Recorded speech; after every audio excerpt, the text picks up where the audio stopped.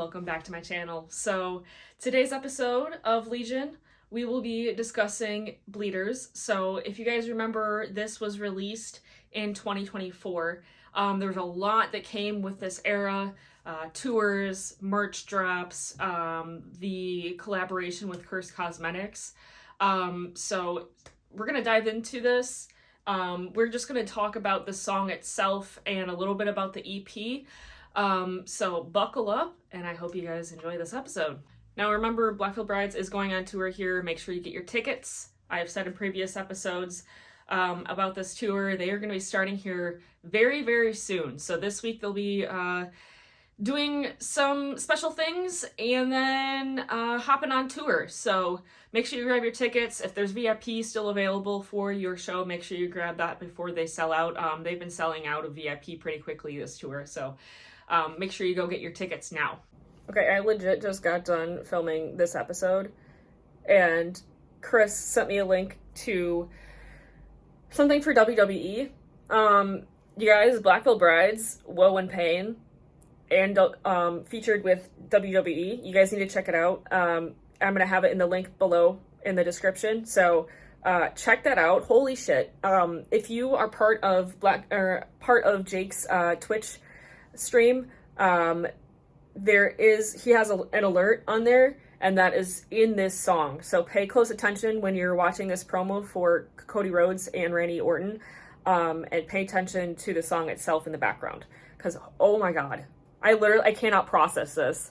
Like, WWE and Blackfield Brides, we are so back, bitch. So with Bleeders, this song, not only is it featured on the EP itself, I believe this was the first EP with Spine Farm, and they got a lot of creative freedom with this, which I loved.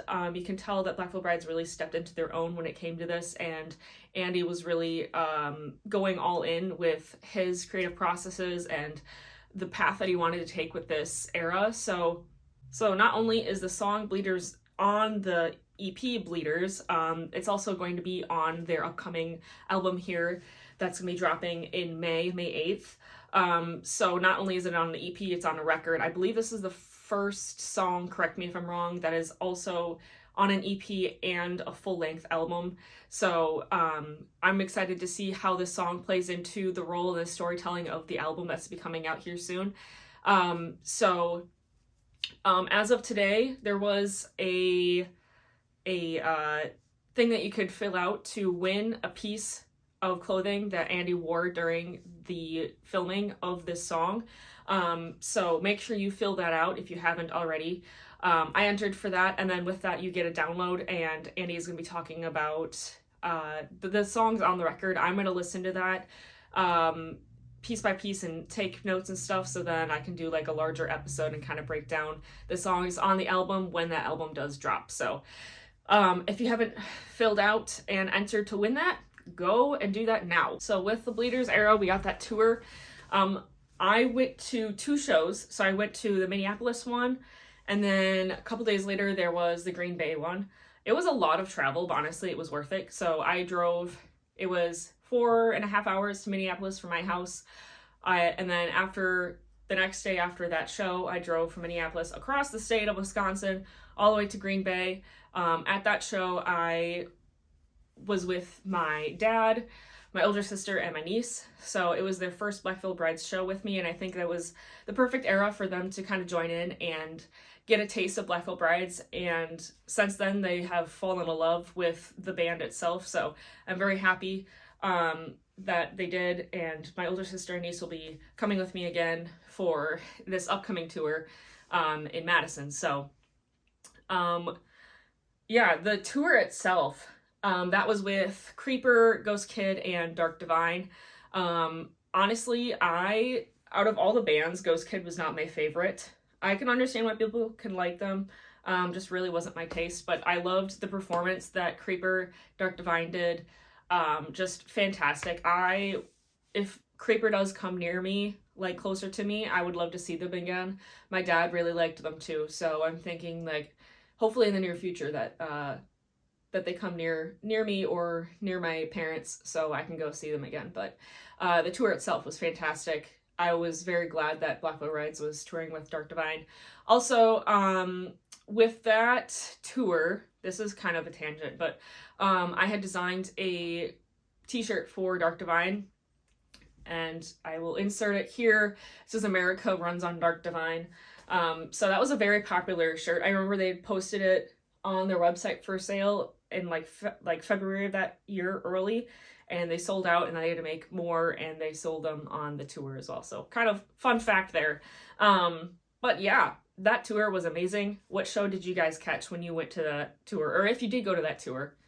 Also, they did the Road to Wembley thing. They did the Devil's Night in London. So my friend Erin was fortunate enough to go to that. And everyone that went, I'm so jealous that you guys got to go. There was that special event that they did, kind of did like behind the scenes stuff. They showcased merch and talked with the fans, answered questions. It was really cool to see some of the footage from that experience. Chris was there and Amy were there. And then like earlier this year, or last year, I guess, we got the Black Veil Brides documentary series thing. It's still up on their YouTube channel. Go check that out. And that kind of was filmed around that time when they were going to play that show at Wembley. So diving into Bleeders. So this song, the album itself, the artwork for it was done by Joshua Schultz and Jonathan Wiener. So they had done the beautiful artwork for this cover. So it's a photograph, and I really love the lighting and everything. I feel like they captured, like, it's simple, but it really is beautiful work. So shout out to Joshua and Jonathan. So the music video itself was directed by Jensen Nolan. So he was also the same director for several songs for Falling in a Verse, Motionless in White, and a whole bunch of other bands. So very, very talented, and I love the work that he does. His work does stand out a lot from some of the other directors. Just the lighting and everything that he puts into the music videos. His work is very unique, so I'm really glad that Black Veil Brides worked with him for this music video. So Bleeders is based off of Sweeney Todd. If you don't know anything about Sweeney Todd, Andy had done skits and stuff in the past. Yeah, he gave me this. Is it Wednesday? Mrs. Lovett, is it Wednesday? Tell me, Mrs. Lovett. Shut up, it's not Wednesday! He also had a very big fascination with Sweeney Todd as a kid. He was very fascinated with the musical, the original musical, from the 70s and 80s. And then, of course, we got that movie with Johnny Depp. That was the only time that I had ever seen Sweeney Todd, was the Johnny Depp one. So, and that was, I think the first time I watched it, I was in college. And then when Black Veil Brides had done their Bleeders era, I made my parents sit down and watch it with me, because I was like, Dad, you're really into Black Veil Brides too, so we're gonna watch this. This plays into the era that Black Veil Brides is coming into. So we sat down and watched it, and I remember sitting through like the first like minute, and I was like, man, this filming looks like it could be directed by Tim Burton. Not even like 30 seconds later, it comes up directed by Tim Burton. So I did really enjoy that movie. But anyway, so with that music video, they still kind of kept with the whole plot of the music video. They didn't have Miss Lovelet because it just wasn't really what the vision that Andy had for the music video, so they left that out. But I feel like they did a very good job of encapsulating the movie and the musical itself into the music video. Wonderful acting, beautiful directing and production and everything of that music video. But Andy spoke about it in the Outburn magazine. I will read a quote from it here. So he says, "It was the most fun I've ever had doing anything professionally in my whole life. There was certain times in the day where it felt as if everyone had gathered there to make my life's dream come true. I've always wanted to play that character in any capacity since I was 5 years old. It was just so cool to do. I couldn't even quantify how incredibly fulfilling the whole experience experience was. We shot for 3 days and it was grueling and crazy. We would wrap up filming at 5 in the morning, and my call time would be 5 hours later. I'd go back to the hotel, sleep as much as I could, and then come back. The good thing about Sweeney Todd is the more exhausted he looks, the better. All the bags under my eyes, that was real. I believe that. I know that they spend a lot of time doing music videos. Some they have a little bit shorter time on, some of them are a little bit longer, so it kind of really depends.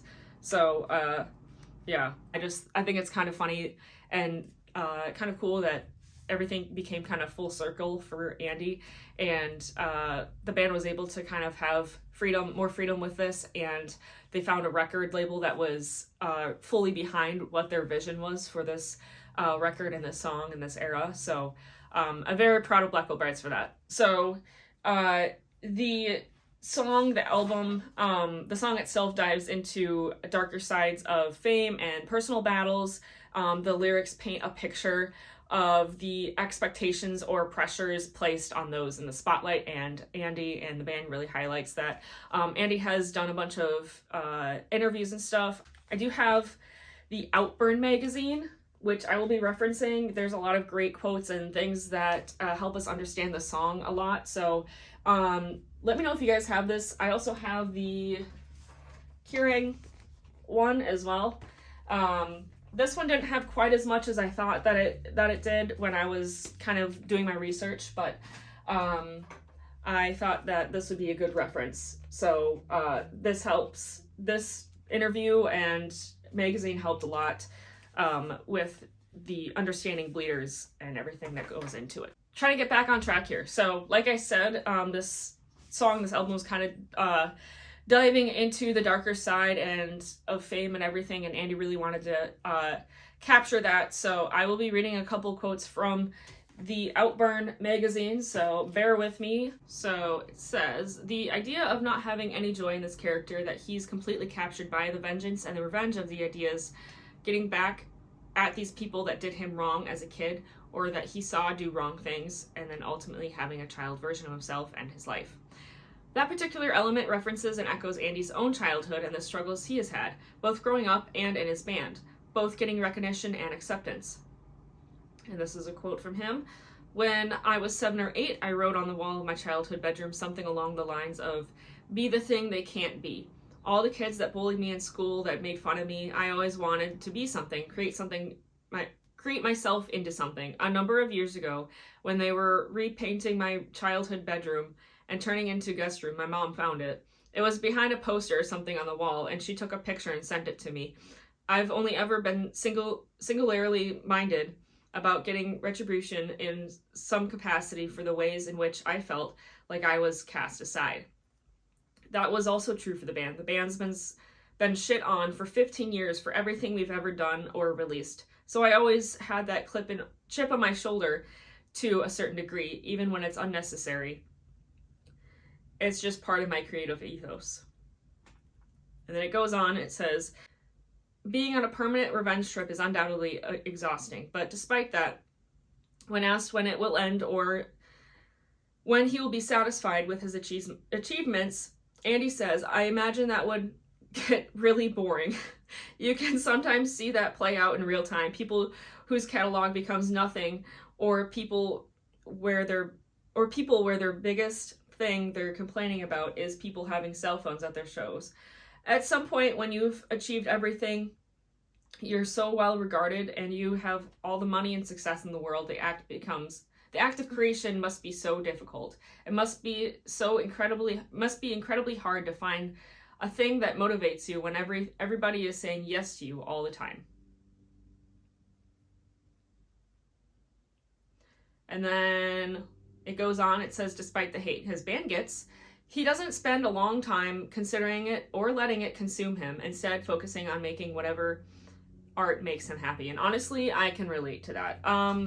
Like when I was significantly younger, I'm 28 now, but I would say even in my early 20s and mid 20s, I was very much like, I had this chip on my shoulder. Like I needed to get back at people and I spent so much of my energy trying to prove myself and tell people that they're wrong, and I just put so much energy into it. And now that I've gotten older, I would say even when I was like 25, 26, I kind of turned the corner and was like, okay, I can either let this consume me, or I can just ignore it and kind of just use it as fuel to let my art express whoever I am, and not really spend so much of my energy on people who, no matter what you say, don't give a shit and will always hate you for something or belittle you for some fucking reason.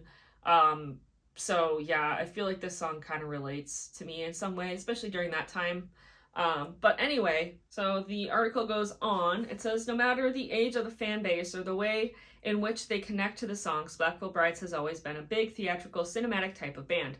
Driven by Andy's obsessions and passion for theater and film, it's not surprising his love for Sweeney Todd has been lurking in the background of his music's psyche for years, either as inspirations for his outfits or hair choices or revenge theme references. But why bring it to the forefront in such a bold way now?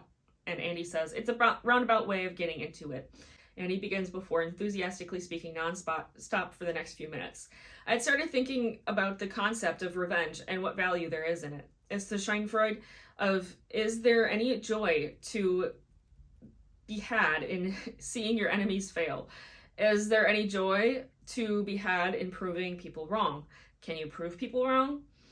It's more of an existential thought. I started writing and thinking about what people view as paragons of virtue and people that I know and have met, and I think that person sucks.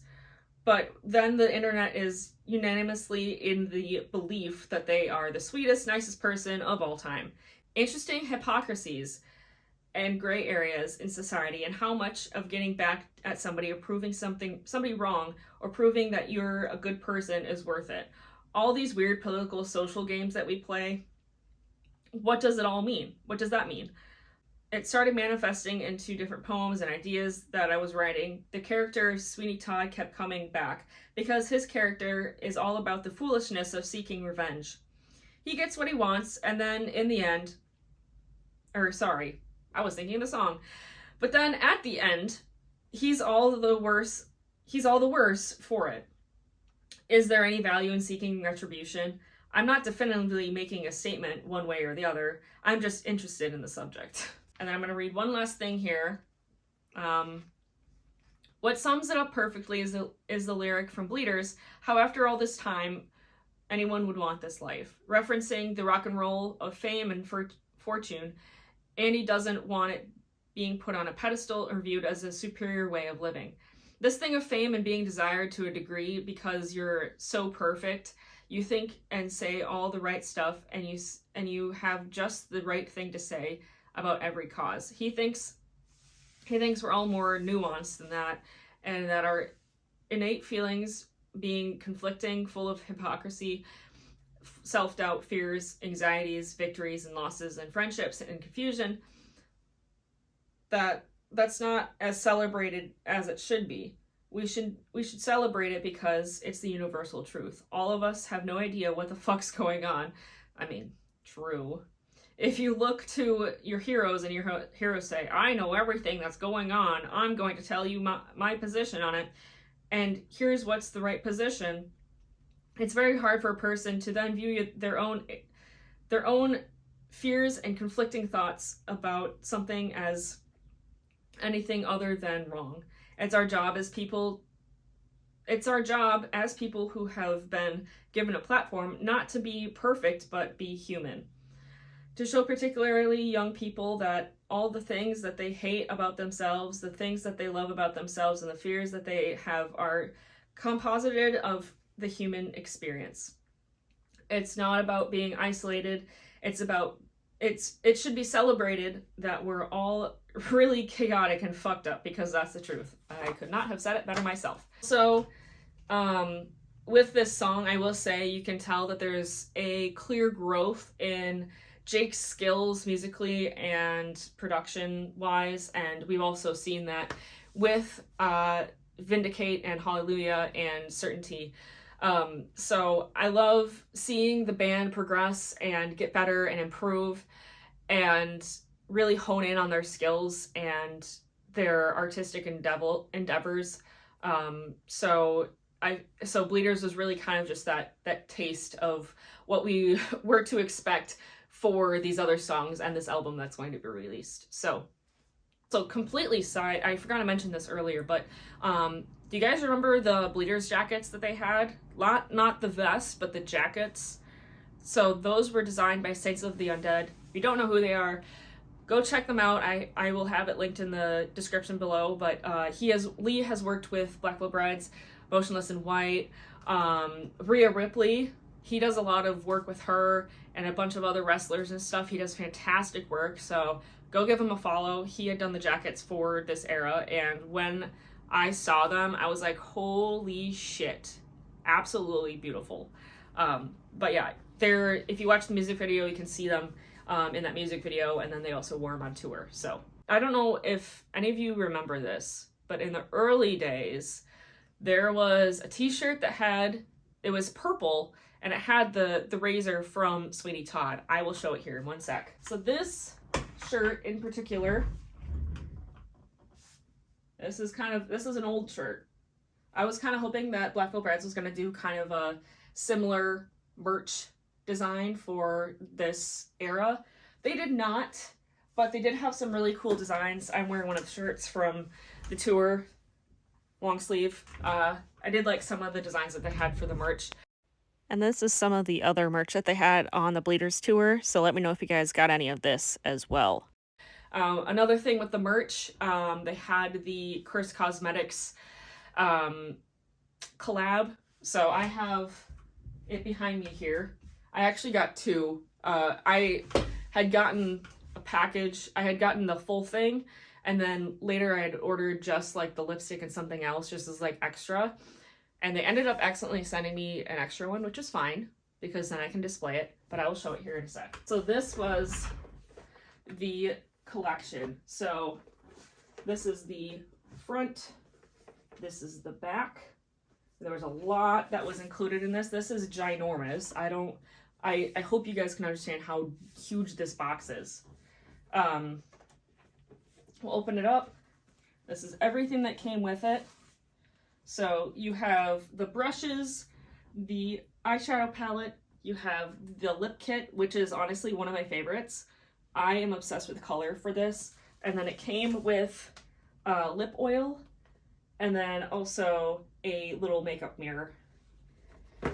So let me know if you guys got your hands on this or anything from this collection. I'm hoping that Black Veil Brides will work with CurstKosmetics again here in the near future. I know that they did very well when this dropped. So I'm hoping either sometime this year or next year that we will get another Black Veil Brides collaboration with CurstKosmetics. I love CurstKosmetics. I have a lot of their products, and yeah, little plug here. If you use my discount code SASSIDYDOWNS, you can get some savings there on that. And yeah. So like I said, Black Veil Brides, with this tour, or with this era and this song, it was a glimpse into what we were going to see in the coming months and years with the Bleeders EP as well as Vindicate coming out. And the clear growth on every level with the band is very rewarding, and it makes us a little bit more excited for things to come. And it really does make us as fans very proud of the growth that Black Veil Brides has had over the years. And Andy has really been tapping into more of an intellectual and creative expression of things, and the things that he wants to convey and put out in the world, tied with the freedom that the band has with Spine Farm and everything going on with that. So it's definitely been a lot more.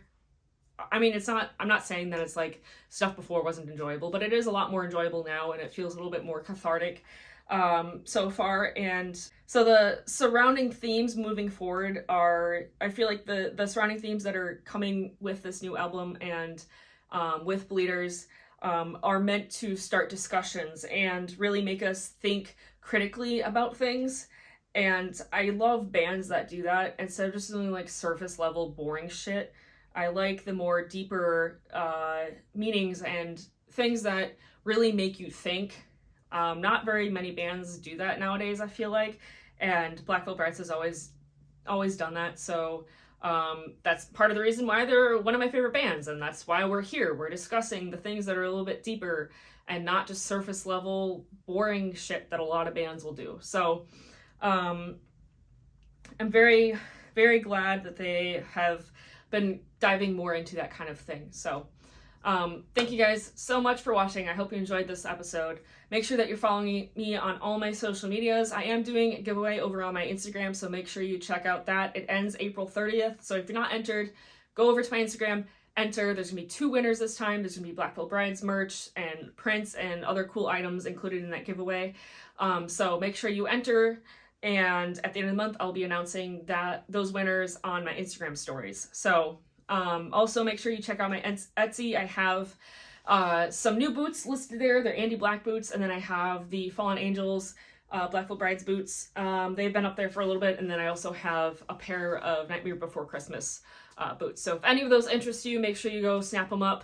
I also have some prints and other cool items up there. I do have, I think, 1 set of the Black Veil Brides tarot cards left, so make sure you snap those up. I will be doing a second round of those, so if you didn't get them the first time, I will be doing a second round.